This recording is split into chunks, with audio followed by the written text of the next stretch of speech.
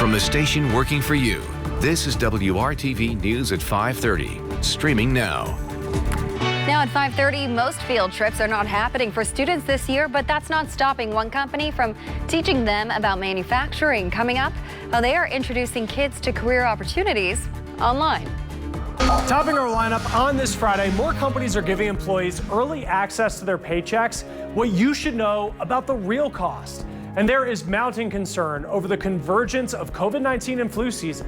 What health experts say about the number of hospital beds available and the region of the country that doctors say worries them the most. And one thing you may have avoided during the pandemic, pet visits to the vet.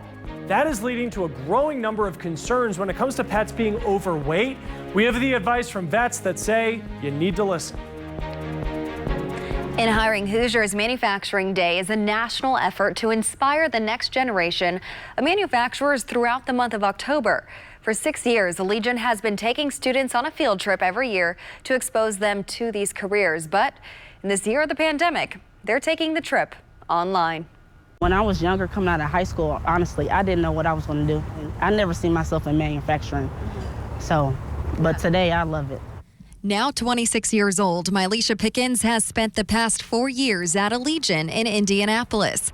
They make door hardware. Some boxes up top. She started as a temp employee and was hired on to the Allegiant team within 6 months. From there, I got hired on again as another team lead over the Von Duper line. So it's just been mountains climbing ever since. Mylisha has moved her way up in the company. Now she's the second shift team leader for one of Allegiant's main lines. She says a career in manufacturing is a job that keeps giving. I work with my hands every day. I'm always doing something. So you learn one thing one day, the next day you're going to learn something new. Introducing students early to the manufacturing industry is so important because it is predicted that 4.6 million jobs across the country will be available in the next decade. But 2.4 million of those will go unfilled because of the skills gap in the manufacturing industry. We're trying to do our part to ensure that the students and the next generation of manufacturers know and understand what opportunities are available to them. High school students will virtually tour the Allegiant plants as Allegiant employees demonstrate what they do. These teens will hear from staff, local, state, and federal government leaders about why manufacturing plays an important role in Indiana. Tremendous amount of opportunities within this plant even. You know, we have assembly, we have our shipping, we have material handling, and then there's things like supervision, or we even have things like chemists in the back.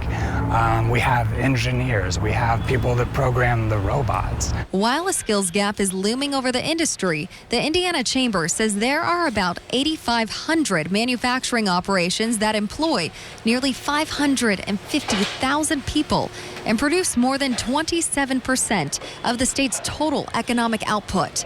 And those employees take home an average of about $77,000 a year, making this an opportunity for a successful career path for the next generation of Hoosier manufacturers. It's a great place to get started, but then also a great place to continue your career. If you like working with your hands, if you like technology, if you want to be a part of change, be a part of the future, come to manufacturing just because it's so many things change. We work with robots. I've seen so many things. This is just an amazing opportunity. It'd be great. Allegiant is making a recording of the virtual field trip for schools who request it. Also, Allegiant is hiring. For all the information to get a copy of Friday's event for your school and for hiring opportunities at Allegiant, go to hiringhoosiers.com and click on this story. Kyle. Well, it may not feel like fall outside, but it is looking more and more like fall here across central Indiana. You can see some of those pops of color continuing to fill in on the trees here in what has been a very dry stretch of weather. We made it to 84 degrees this afternoon in Indianapolis, just 4 degrees away from the record high. And right now we sit at 81. It's 84 in the Bloomington area, a little cooler in Tipton at 78 degrees, 81 in Thorntown. With the warmth, we've had that breeze throughout the afternoon. We've got it south at 16 miles per hour, humidity at 41%, and we do have an elevated fire threat here going through the evening with the dry conditions and gusty winds. So just avoid burning if you had any of those plans this evening. We've got temperatures that are going to be mild here. We're still in the 70s right on through 10 o'clock. We'll have those mostly cloudy skies. That sticks around for Saturday, but so does the mild temperatures. 80 degrees on Saturday, 77 Sunday, chance for a few showers. We are going to be breaking down that forecast and where we may see a better chance of some of that wet weather coming our way in just a few minutes. Chris? All right, let's start the news feed. Remember early in the pandemic, there was hope that hydroxychloroquine would help coronavirus patients. Well, there's more evidence that proves it does not. Oxford researchers doubling down on a previous study that found it does not help in the fight against COVID-19.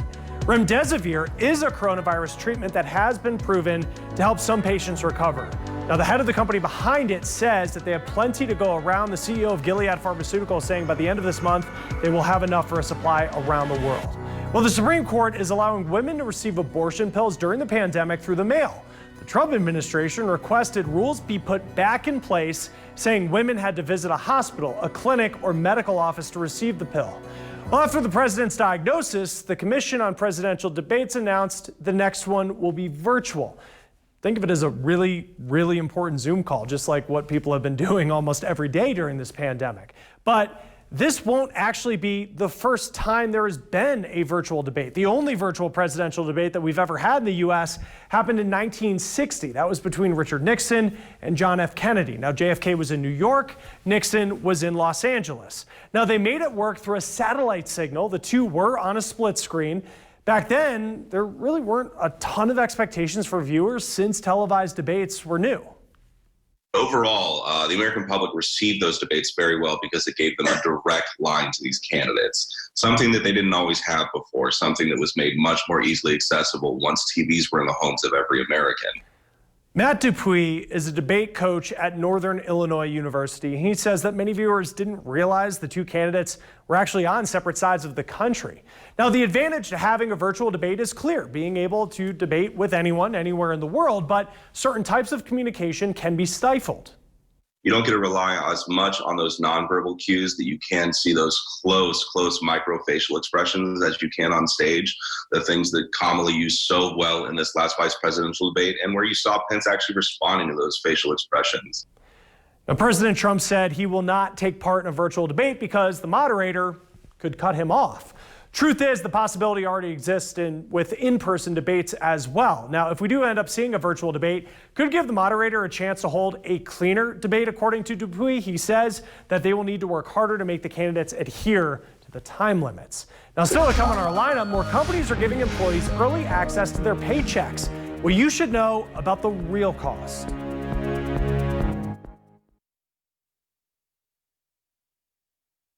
A new survey found people aren't necessarily going home for the holidays. Travelocity found nearly 60% of people won't be traveling for the holidays at all. Nearly a third won't celebrate at all. About a quarter of all people still plan to take a vacation before the end of the year, though. Now, the challenges of this pandemic have led to more people needing cash quick. More companies are now offering pay advance apps to employees. It's interesting, as a consumer advocate, I've always been against payday lending because it's usurious in most cases and you pay so much more. But it's really hard to argue against someone who needs a $100 advance for a few days and comes up with $5. Now, people can get small cash advances if they need to cover a bill or avoid paying a higher late fee or have an emergency.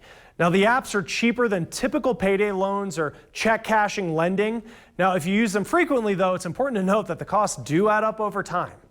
We're talking hundreds of percentages of points as a percentage of capital borrowed for time. So it is a ridiculous amount, but it is a small amount for someone to get that advance. Now, companies like Kroger and Dollar Tree have started offering these apps to employees, according to the New York Times. It does take a little bit of the economic burden off of the employer to either give a raise or get the time for that employee up. So it's a convenience, but it's one that greases the wheels of the employment engine, and that's good business. Jamie Court says that employers could leverage lesser fees for employees. Some states are considering regulating cash advance apps. Now, Court thinks that they should be and would fall into the court of payday lending in many states. That's why some operate on the honor system, not charging a fee, but asking for a tip instead. Well, more on our lineup. There is mounting concern over the convergence of COVID-19 and flu season. What health experts say about the number of hospital beds available in the region of the country that doctors say worries them the most.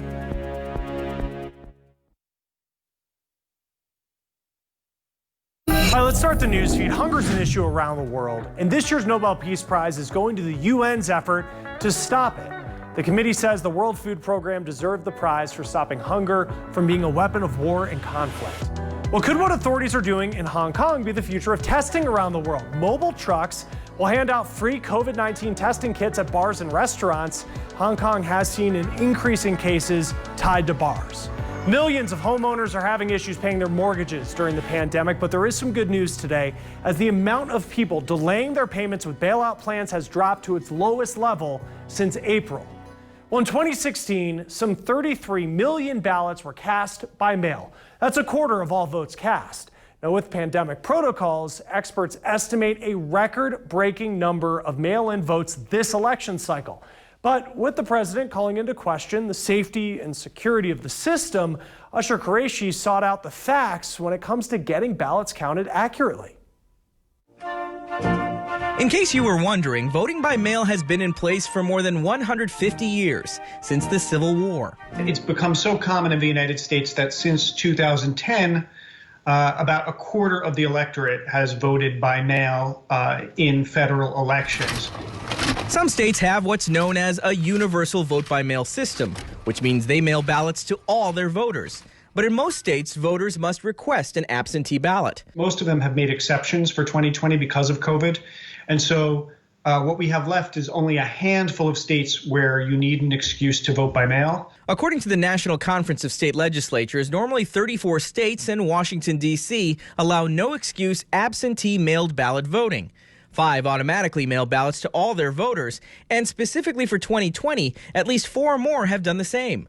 But what about fraud? The mail ballots are corrupt, in my opinion, and they collect them and they get people to go in and sign them, and then they're forgeries in many cases. It's a horrible thing. Experts say not so. While there have been a few examples of fraud committed in mail voting, in modern history, studies indicate it's not common at all. Exceptionally rare. The chances of somebody committing fraud in mail voting is about the same as somebody getting struck by lightning. What is more common? Rejection.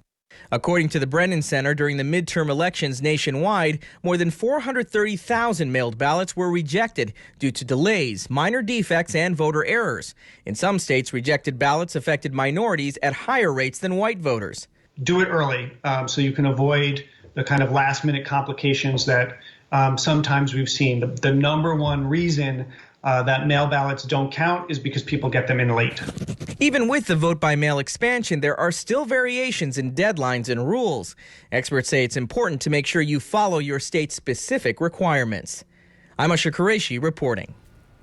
This weekend, you can visit a local car dealer and drive home with a new family member. Indiana Humane Services will host an outdoor adoption event tomorrow at Tom Woods Subaru. Animals from 10 area rescues will be there to help you find your perfect pet. And with the Indy Mega adoption event being canceled this year, organizers say this is one of the largest opportunities for Hoosiers to come find a new pet. We're going to have this socially distanced, so please wear a mask. There'll be lots of hand sanitizer available, and the rescue groups will be spaced out pretty far. It's an all-outdoor event, and we hope to see people come out. Dogs, cats, and even rabbits will be up for adoption at the event, which begins at 11 a.m. and it ends at 2 and is happening at 3300 East 96th Street. It's a nice day to go on a walk with the pups. I took some of the dogs out today, Kyle, and it was a hot one. Yeah, we kind of got the dog days of fall going on here across central Indiana. Things have been warming up. We got the clouds on the increase, but as far as rain chances, those are really going to be lacking here as they have been for more than a month. As we're tracking the tropics here, there is Hurricane Delta, a Category 2 storm, which is expected to make landfall here over the next few hours along the coast of Louisiana. Then you see it will be tracking toward the northeast as we get into the overnight hours Sunday into Monday across portions of Tennessee and Kentucky. As far as our rain chances on Sunday, only about 20%. So a lot of us not going to be seeing any wet weather out of this system.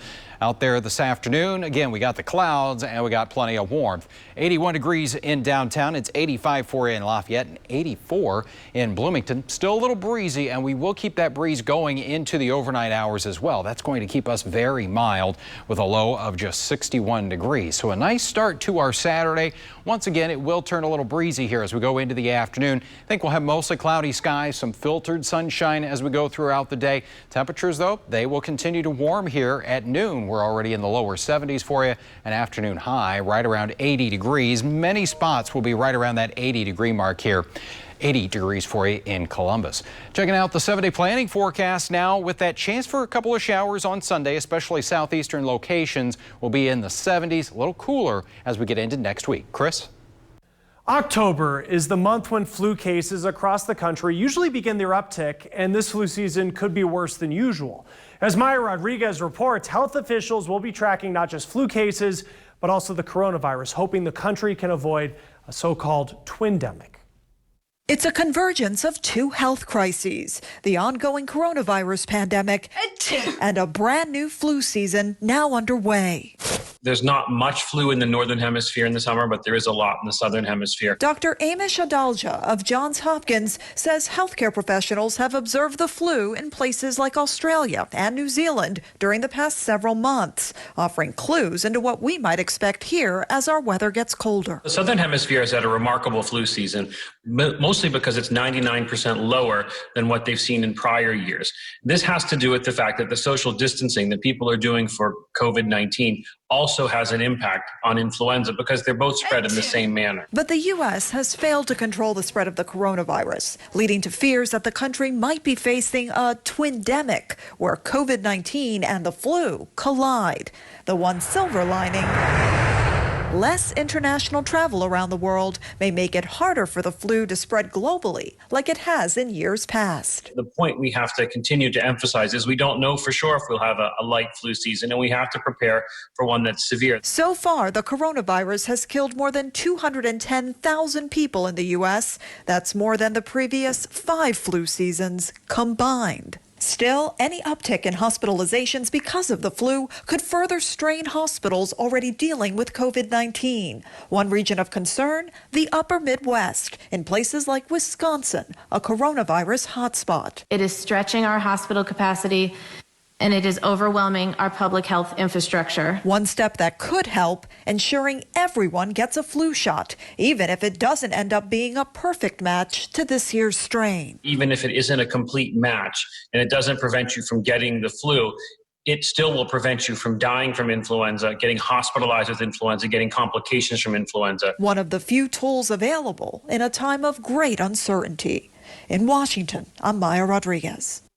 Maya, thank you. The U.S. budget deficit is rising during this pandemic. It's a story that starts our newsfeed. The deficit is now at a record $3.1 trillion. The number is more than double the previous record during President Obama's first year in office, which was during the Great Recession.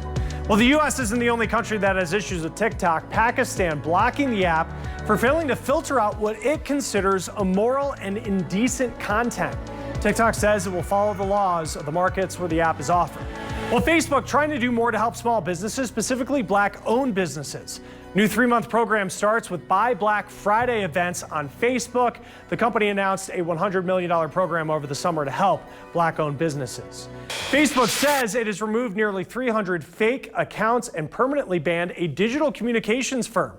Facebook says the firm used the profiles to comment on news stories in support of President Trump. The Washington Post found a pro-Trump group called Turning Point Action was paying teenagers to post supportive messages. Well, Amazon is debuting its first custom electric delivery van. They expect to actually have 10,000 of these vehicles on the road worldwide in 2 years, 100,000 by the end of the decade. Now, it's part of Amazon's climate pledge to be net zero carbon by 2040. Now, finally in our lineup today, one thing you may have avoided during the pandemic is bringing your pet for a visit to the vet. Well, that is leading to some growing concerns when it comes to pets being overweight. We have the advice that vets say you need to listen to.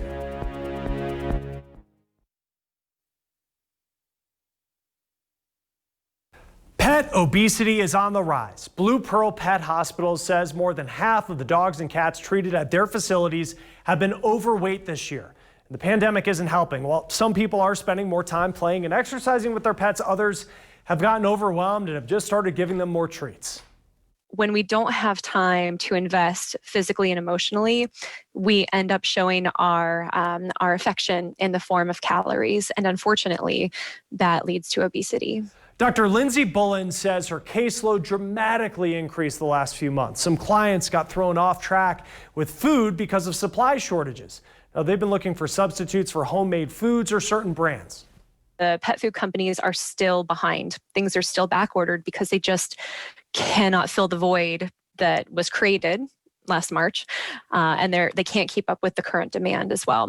Now, if your pet is gaining weight, you should talk to a vet about how to put them on a diet safely. Now, that could include prescription food or treat substitutes. It's going to take a significantly long period of time to get back into shape. They don't gain weight overnight. They're not going to lose it overnight. It's going to take time. Bullen says that extra fat can lead to more serious medical problems or make chronic conditions even worse. Now, a healthy weight could mean a longer and better quality life for your pet. Now, there is a mystery in the skies across several states in our country. I actually got emails from Texas and New Mexico as well, where they are also seeing larger number of die-offs, and just really strange, literally birds dropping out of the sky. On Monday, the other states where it's happening and what scientists say is causing it. Let's check out the Brown County leaf cam now, and you can see some nice shades of yellow, orange, and red there on the leaves. A nice weekend to head out and check out some of that color as well. Going to be very warm here. Temperatures will start off around 60. We'll be around 80 both afternoons with a small chance for a few showers on Sunday. Cold front brings chance for showers and a few storms on Monday, and then it cools down a little bit as we go toward the end of next week. Thanks for joining us here at 5:30.